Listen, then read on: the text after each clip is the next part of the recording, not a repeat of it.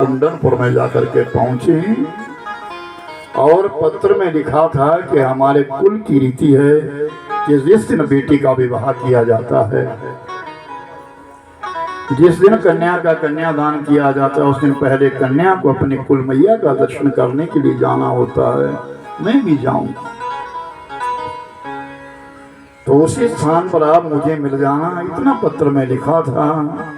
ब्राह्मण देवता भोर समय में जब आए हैं और रुक्मिणी अपने महलों से बाहर निकली, भगवान को ब्राह्मण देवता को जब देखा तो मन की प्रसन्नता हो गई, क्योंकि चेहरा देख करके प्रसन्न हो गया मन के। ब्राह्मण देवता बड़े प्रसन्न होकर के आए हैं, अर्थात भगवान को लेकर के आए हैं। ब्राह्मण के चरणों में प्रणाम किया। ब्राह्मण देवता ने कहा, बेटी भगवान समय पर आएंगे। विचार करती है, मैं क्या दूं उनके लिए, इन्होंने मेरा इतना काम किया, मैं क्या दूं इनके लिए। नहीं, कुछ भी दूं सब कम है, क्योंकि वो परात परब्रह्म नारायण है भगवान।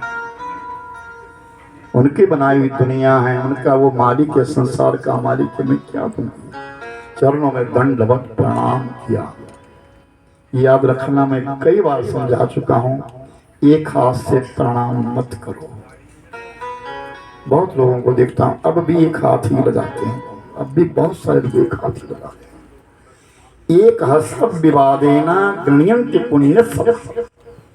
एक हाथ से जो प्रणाम करता है उसका अपना पुण्य भी नष्ट होता है, और जिसके पास वो प्रणाम कर रहा है उसका भी पुण्य नष्ट हो जाता है। सबसे उत्तम प्रणाम तो दायां बायां प्रणाम कहते हैं। दक्षिण हस्तेन दक्षिण पादम स्पर्श, वाम हस्तेन वाम पादम स्पर्श। दाहिने हाथ से दाहिना पांव छूना, बाएं हाथ से बायां पांव छूना, ये प्रकार कहा गया है। और नतमस्तक के मस्तक झुका करके विशेष प्रणाम किया जाता है, दंडवत प्रणाम किया जाता है, अष्टांग प्रणाम किया जाता है, हाथ जोड़ करके नमन किया जाता है। अगर चरण स्पर्श को करता दो पांव से करो, एक हाथ से पांव मत छुओ भाई। सही मायनों में आज कथाएं तो बहुत हो रही है, घर घर में कथा है, गांव गांव में कथा है, नगर नगर में कथा है, मंदिर मंदिर में कथा है, लेकिन हम सीख कितना रहे हैं, हमारा आचरण कितना हो रहा है, उन कथाओं का प्रभाव हम पर कितना हो रहा है, विचारणीय विषय तो ये है। पर चलो, अगर एक कथा में एक बात भी सीखी तो बड़ी बात है।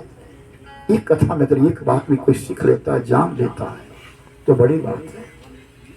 अपरमार्श में कहीं भी चले जाइए, बड़ी अच्छी बात मुझे देखने को मिली जब भी मैं ऊपर गया हूँ। जितनी माताएं बहनें कथा में बैठती है, सब धाटू बांध करके सिर ढक कर, ये बहुत बड़ी बात है। पीछे जब चौपाल में कथा थी, मैं देखा तो किसी का भी सर नंगा नहीं, और ये हमारी मर्यादा थी। और सबसे बड़ी एक मर्यादा थी जिसको आज हर व्यक्ति ने तोड़ दिया, हर इंसान ने तोड़ दिया। घर का मुख्य दरवाजा छोटा होता था। क्यों? कि उसके पास झुक करके जाना। आज भी जो प्राचीन मंदिर है, आज भी जो प्राचीन मंदिर है, वो आज भी उनका दरवाजा छोटा है, क्योंकि उसके अंदर घुस करके जाते, नमन होकर के जाते। ये कोई असाधारण बातें नहीं थी। उस मालिक के सामने नहीं झुकोगे तुम तो झुकोगे कहाँ। हमारे गृह मंदिर आज बड़े बना दिए गए, दरवाजे बड़े बना दिए गए, अकड़ कर चल रहे हैं, अकड़ कर। दरवाजा छोटा होता था, वहां झुकना पड़ता था। देहरी के ऊपर नमन किया जाता है, प्रणाम किया जाता है। हमारी जो देहरी है वो हमारा नसीब है, हमारे गृह द्वार का नसीब है वो। उस दरवाजे के ऊपर प्रणाम करते, आपने देखा होगा श्राद्धों के बीच में जब भी पितरों का आह्वान किया जाता है, दरवाजे के ऊपर से ही किया जाता है। कोई साधारण बात नहीं है, इसमें तथ्य है, ग्रंथ बने इनमें तथ्य है कोई ना कोई। हर बात में कोई ना कोई तथ्य है। अपनी देहरी को कहते थे सिर ढक करके अंदर अंदर बाहर जाना चाहिए, लेकिन अब समय बदल गया। चलो इतना तो छोड़ो, कोई बात नहीं। समय बदल गया लेकिन ये तो बड़ी बात नहीं है कि हम किसी को प्रणाम करें तो टाल मटोल करके करो। कम से कम उसको तो श्रद्धा से करें, भाव से करें। वंदन करने से पुण्य मिलता है, निंदा करने से पाप मिलता है। तुम जिस किसी के आगे भी वंदन करोगे उसका पुण्य लोगे तुम, और जिसकी तुम निंदा कर रहे हो उसका तुम पाप दे रहे हो। आज रुक्मिणी मैया ने दंडवत प्रणाम किया, मैं कुछ नहीं दे सकती आपको। आशीर्वाद दिया है ब्राह्मण देवता ने, अखंड सौभाग्यवती भाव। मैंने कहा ना, जब किसी के पास कोई प्रणाम करता है, चाहे वो शत्रु के पास प्रणाम क्यों ना कर रहा हो, अंदर से आत्मा उसके लिए आशीष देती है, आशीर्वाद देता है। बिजट महाराज के गया था मैं, तो उनके अंदर जाओ कैसे कैसे घुसना पड़ता है ऊपर जाकर। ठाकुर जी कैसे घुसना पड़ता है। आज भी उन देवताओं में तो आज भी शक्ति है। हमने देवताओं को भी अपराधी बनाने की कोशिश कर दी है। हम लोग देवताओं को स्पर्श करना कोई साधारण बात नहीं थी, लेकिन तभी तो कहता हूं कि ये देवभूमि है। इस देवभूमि में हर इंसान देवता है। शराब ना पिए, मांस ना खाए तो हर इंसान इस हिमाचल के बीच में देवता है। हर स्त्रियां देवी का रूप है। आप लक्ष्मी स्वरूपा हो मेरी माताओं बहनों। गृह मंदिर आपसे सजता है, अपने घर को आप संवारती हो। पुरुष को अगर रास्ता नहीं मिल रहा है, अगर वो रास्ता लेना नहीं चाह रहा, तो तुम्हारे हाथ में है, तुम चाहो तो सब कुछ कर सकते हो। मैं नाम नहीं लूंगा, एक बहन यहां ऐसी बैठी है जिसका पति बहुत शराब पीता था, और कई बार उसने मेरे पास रो रो करके बात की। मैंने कहा हड़ताल करो, तुम्हारे बच्चे बोलो कोई खाना नहीं खाएगा, अगर आप शराब पी के आएंगे हम खाना भी नहीं खाएंगे। और हुआ ऐसा है, और धीरे धीरे करके उस व्यक्ति की शराब छूट गई। तुम्हारे हाथों में सब कुछ है, तो अगर तुम ही उसके लिए प्रोत्साहन दें तो घर गृहस्थी कैसे संभलेगी। तो हम अपने घर को सजाने के लिए इतना सुसज्जित करते, नाना प्रकार के आर्ट्स लगाते हैं।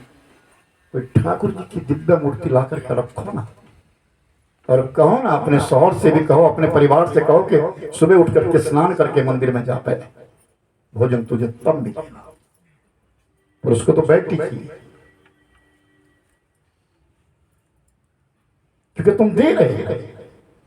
तुम सनातन धर्म के हो, बगावत करती है माताएं बहनें, बुरा मत मानना, ये कमी तुम्हारी है। सनातन को धर्म भी तुम्हारे हाथ में है, रक्षा भी तुम्हारे हाथ में है, विनाश भी तुम्हारे हाथ में। ये जीवन दोबारा नहीं मिलेगा। सोचे कोई हम दोबारा आएंगे फिर सवाल लेंगे। इतना सुंदर मकान बनाया है, क्या सोचे हम यहाँ रहने के लिए दोबारा आएंगे? ना, ये बना दिया रहने वाले कोई रहे। मैं अपनी बात करता हूँ, इतना बड़ा आश्रम है, मैं अकेला होता हूँ, मुझसे तो झाड़ू भी नहीं लगती। पर मैंने एक ही संकल्प लिया कि जब तक मैं जीवित हूं तब तक उसको चलाऊंगा, उसके बाद मुझे कोई परवाह भी नहीं।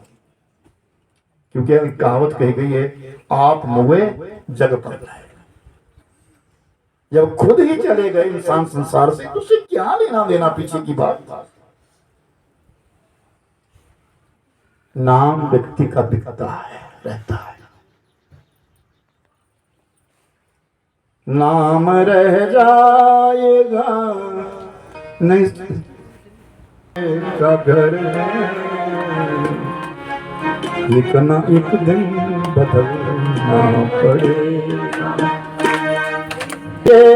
किनारे का घर है, एक ना एक दिन बदलना पड़ेगा। फर्श मखमल पे सोने वाले, फर्श मखमल पे सोने वाले, कब्र में तुझको सोना पड़ेगा, फर्श मखमल पे सोने वाले, कब्र में तुझको सोना पड़ेगा। हर चीज का मुहूर्त लिया जाता था। अपने बच्चों को अगर स्कूल में कोई पढ़ाता भी था, विद्याध्ययन करवाने के लिए ले जाता था, तो उसका एक मुहूर्त लिया जाता था। हम अपने बालक को कब विद्यालय में डालें, अक्षर ज्ञान किस दिन से नहीं, इन सब बातों को गौण कर दिया गया। क्या तुम अपनी संतान को अपने ठाकुर जी के पास ले जाना चाहते हो? जब स्वयं तुम प्रणाम करते हो उनसे भी करवाओ ना। उसकी जुबान में, तुम्हारे बालक की जुबान के ऊपर राम राम शब्द नहीं आ रहा है, वो हरे कृष्णा नहीं बोल रहा है, आंग्ल भाषा का प्रयोग हो रहा है, क्योंकि तुम स्वयं चाहते हो कि हम भी मॉडर्न है, वो भी मॉडर्न बने। अपने पूर्वजों को तो तभी तो कहता हूं कि उन मंदिरों को आज भी देखो जिनकी आज भी देरी, आज भी दरवाजा छोटा है, झुकते हैं वहां जाके। उस मालिक के आगे झुकना है, बड़ों के पास झुकना है। चत्वारि तस्य वर्धन्ते आयु कीर्ति धनम बलम, वृद्धोपसेवनार्थाया। जो बड़े बूढ़े बुजुर्गों का मान सम्मान करता है, आदर करता है, उसकी चार चीजें बढ़ती है। क्या? आयु, पहली बात उम्र बढ़ जाती है। कीर्ति, यानी उसकी प्रशंसा सब करते हैं। बल, उसके अंदर का बल बढ़ता है। और धन, उसको धन की वृद्धि होती है। बड़ों का अगर आप आदर करते हैं, अपने बच्चों के सामने आदर करते हैं, आपके बालक भी उस आदर को अपनाएंगे, वो करेंगे। इसीलिए तो कहा कि पहले उनके गुरु बनो तो सही। आप अपने बच्चों के गुरु बनो तो सही, कहीं बाहर ले जाने की जरूरत नहीं है। तुम रविवार के दिन अपना परिवार लेकर के तुम होटलों में खाना खाने के लिए चले जाते, आज हमारा खाना बाहर है, और बच्चे बीच में बैठे हो, फिर भी सुन लो, ध्यान से सुन लो, ये बॉयफ्रेंड और ये गर्लफ्रेंड के रिश्तों को छोड़ दो। चेक करो अपने बच्चों को, ये बॉयफ्रेंड और गर्लफ्रेंड छोड़ दीजिए। ये अनर्थ है, और अनर्थ हो रहा है आज दुनिया में। बड़ा विचारणीय विषय है ये। अपने बच्चों को वॉच करो, देखो उनके लिए क्या कर रहे हैं वो। इन कथाओं में हमको ये शिक्षा प्रदान की जाती है, भगवान कृष्ण ने अपनी बहन सुभद्रा को भगा दिया, अर्जुन के संग भगा दिया। बलवान है ये, योद्धा है, पता नहीं बदलाव क्या कर देगा, क्योंकि इसका मित्र दुर्योधन भी है, इसका शिष्य दुर्योधन भी है, इसके और बड़े बड़े बलवान हैं, लेकिन उनके अंदर धर्म नहीं है। अर्जुन के अंदर धर्म है, अर्जुन के साथ सुभद्रा को भेज दिया था भाई ने, सगे भाई ने। क्यों? धर्म को रखो। अपने बच्चों का संबंध वहां बनाइए जहां पहले धर्म बैठा हुआ हो। जिस घर में धर्म नहीं है, वहां अगर तुम अपना संबंध बना रहे हो, कल के लिए वो भी उजड़ जाएगा और तुम्हें भी उजाड़ देंगे। ये निर्णय हमारा है। उस रुक्मिणी ने विचार कर लिया कि मुझे विवाह करना है तो भगवान के संग करना है, अन्यथा मैं मर जाऊंगा, मैं नहीं करूंगा। और आज इस इंतजार किया तो भगवान आ गए, और रुक्मिणी मैया अपनी सखियों को संग लेकर के अंबा मां के मंदिर में चली गई और प्रार्थना करते, जय जय गिरिवर राज किशोरी, जय जय गिरिवर राज किशोरी, जय जय गिरिवर राज किशोरी, ओ जय जय गिरिवर राज किशोरी, जय जय गिरिवर राज किशोरी। जय गजवादन गजानन माता जय गजवादन गजानन माता ओने